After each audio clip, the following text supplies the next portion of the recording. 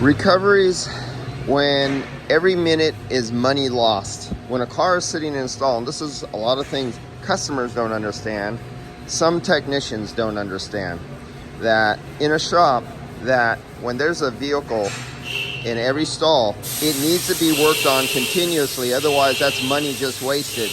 Sorry about the background noise, but we're in a real shop.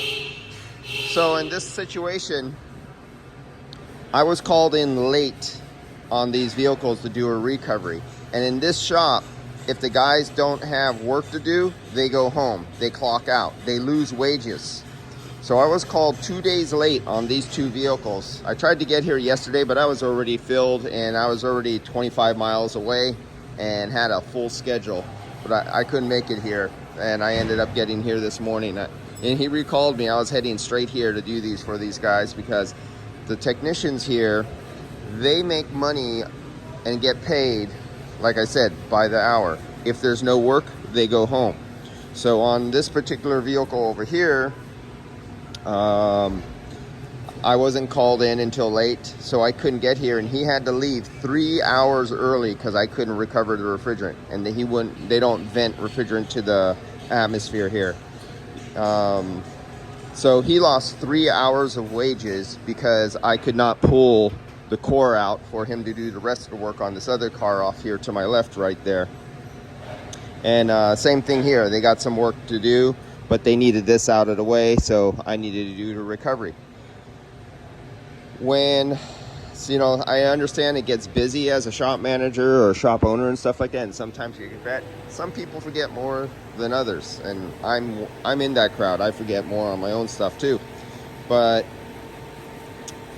this is where employees get angry at management when they're paid on, bonuses or shop time on cars and stuff like that. But then the person responsible for parts doesn't know how to order the right parts. They don't understand the lingo. They don't know about the different part numbers or little differences, and they order the wrong part. While the guy who's getting paid by hourly just has to sit around and or clock out and leave. He loses money because the person ordering parts doesn't know what they're doing. I had to go through this stuff too. I've worked under these programs where I lose money because the service writer doesn't write something up and doesn't collect the right information and doesn't understand for the customer. So he gives the wrong information, miscommunication with the technician being translated from the customer to the service writer. It gets messed up. Something gets diagnosed wrong because he's on the wrong thing because of misdiagnosis of what was written down, or something didn't even get put down that was important, but it was a little clue that the service writer just thought was not important, didn't put it down, and technician didn't do something that should have been done. This all comes back to ownership and management. If the owner can't do it and he doesn't know what to do, and he can't train his service writers, his parts people, anybody who's not working on cars, if they make mistakes, the technician out in the shop loses. Whether it's hourly wages, bonuses at the end of the month, a raise at the end of the year, it all comes how good the management is.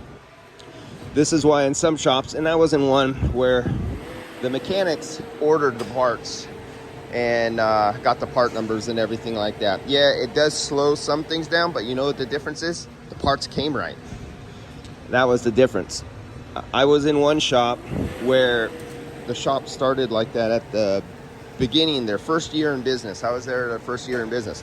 We used to all order the parts, but we were also on a bonus program on, of course, how many jobs you could get out, all that kind of stuff. But the difference is we were continuously getting the right parts. It did cause the owner of the business some problems with paperwork because mechanics aren't great at keeping paperwork or properly filing it in the right place. And work order numbers and names of vehicles have to be associated with parts ordered from like 20 different parts houses. So he put a stop to that. He got a regular manager to run the place, service writers and everything as he was growing. The only problem is that us, the mechanics out in the shop, all started losing money, started losing our bonuses because we had people who were constantly being hired and making mistakes on ordering parts and talking with customers and not getting the full story of what was wrong, not knowing how to clue information out of the customers to give the technicians the right area to look in for diagnosis. This happens all the time, but it happens more in shops where owners don't work on the cars themselves. It happens more when the service writer or the parts person never worked on cars. Then the parts problem and misdiagnosis and he said, she said, and finger pointing and stuff like that, that's where things happen. Well, who loses? The employees are not going to make more money because the shop owner is not going to make more money because people make mistakes.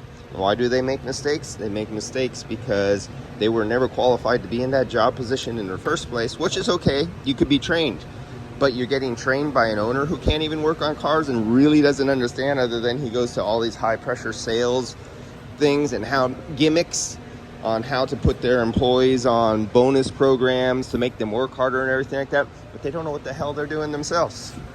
So I don't know, it's just a little thing here because I have a very angry technician next to me. I know I've known him for 20 some years, and he's happy he's about to retire in 2 months and not have to put up with this stuff anymore.